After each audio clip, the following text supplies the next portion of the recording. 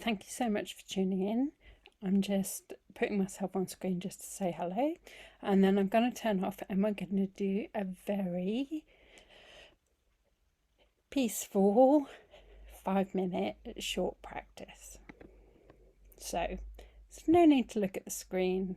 Wherever you are, if you're listening on the bus with some headphones, if you're listening somewhere that's really busy with some headphones, or if you are in a familiar environment, what I want you to do is just embody the nearest position to comfort that you can. So if you're walking along, just check in with your shoulders. If you're sitting in, just check in with your shoulders. Just see, are they hunched up? Are they holding tension? Now, the first stage to releasing that tension is just being aware that it's there. You don't think beyond recognition at this stage. Just recognize, oh, yeah, and feel them if you can, without being too conspicuous if you're in public. If you're in private, then feel away. Just so that your power of touch, maybe of self-touch, just gives your shoulders, the nerves around the shoulders, the nerves that run out of the neck, the muscles, the fascia that run out of the neck, the signal that you're steady. You recognize the tension. And what we're actually going to do is we're actually going to just gently connect in with our back body. And by doing this, we're stimulating part of the brain, the corpus in the middle, the midline. Okay, so each part of the middle of the brain represents an area. So you don't just scan through the body to relax the tension. It's actually a mind and body connection. Okay, so there's a word, a vibration for me who's speaking. There's a recognition, an allowing, an entering, a repetition of the word, or a visual image in your imagination that comes of that particular part of the body, and it stimulates certain areas of the brain. So we're going to touch in with the back body, and we're going to start with the very back of the head. So just be aware of the back of the head, the back of the head, the back of the head, coming down to the back of the neck,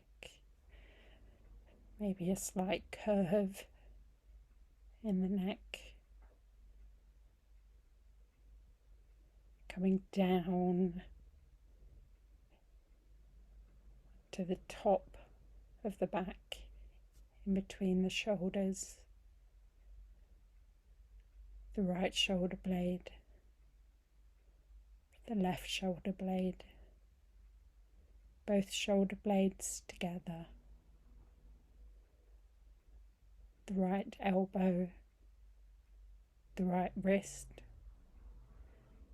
the palm of the right hand, the thumb and fingers, the whole hand, and the whole right arm and hand together. And then sweep up to the left shoulder, the left elbow, left wrist, the palm of the left hand, the left thumb and fingers, the whole of the left hand and arm together. The upper back, the mid back, the lower back, perhaps a slight arch of lordosis in the lumbar spine. The lumbar is the lower spine, the lower back. Just a recognition of that area. That area takes so much mental weight and also physical, actual weight, and weight of other people's expectations, possibly societal expectations, and come down into the sit bones, so the skeleton underneath the flesh of the buttocks, back of the thighs, the back of the knees, back of the calves, ankles, heels, and the balls of the feet, and all of the toes and both the big toes, the whole of the back body together, the whole of the back body together. It doesn't matter if you have a limb missing,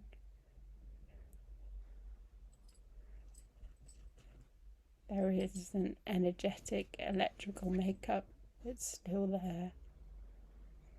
Just think of where the limb would be. You can take away the limb, but you won't take away the part of the brain.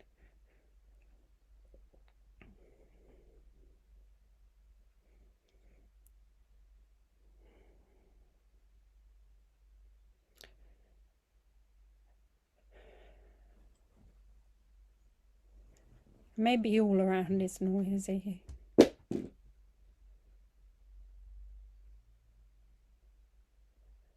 Just gradually bring yourself back. Bring yourself back wherever you are. If you're on the bus, tune into the noises around you. If you're walking down a street,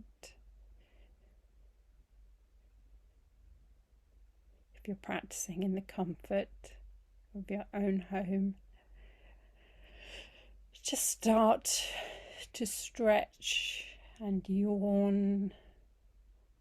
Move your limbs, or move your limbs more consciously if you're walking or if you're sitting. Tune more into the noise around you. Just bring yourself back into the body and just open the eyes with the downward gaze. Thank you.